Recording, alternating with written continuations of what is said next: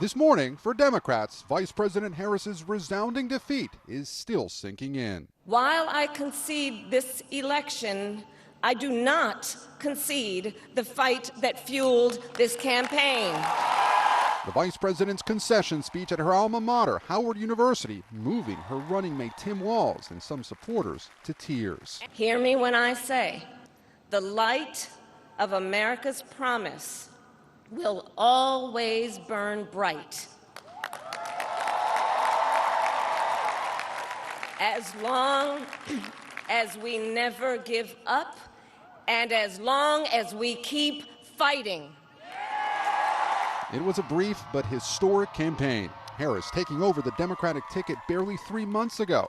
President Biden releasing a written statement calling her a tremendous partner, both saying they'd help with the transition.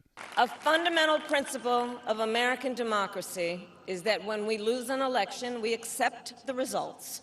But within the Democratic Party, a difficult post-mortem is already underway. Democrats have to do some real soul searching.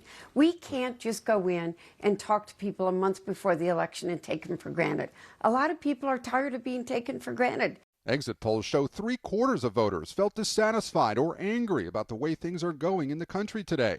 Independent Senator Joe Manchin saying Trump and Republicans appealed to centrist voters. That's the middle. The power of the middle is unbelievable. I just hope when they get to Washington, they remember how they got there. Some Democrats urging the party to move to the center, like New York Congressman Richie Torres, who posted Donald Trump has no greater friend than the far left, which has managed to alienate historic numbers of Latinos, blacks, Asians, and Jews from the Democratic Party with absurdities like defund the police or from the river to the sea or Latinx. President-elect Trump dominated the vote with working-class Americans and those without a college education, while Vermont Senator and former presidential candidate Bernie Sanders blasted Democratic leadership, writing it should come as no great surprise that a Democratic Party which has abandoned working-class people would find that the working class has abandoned them.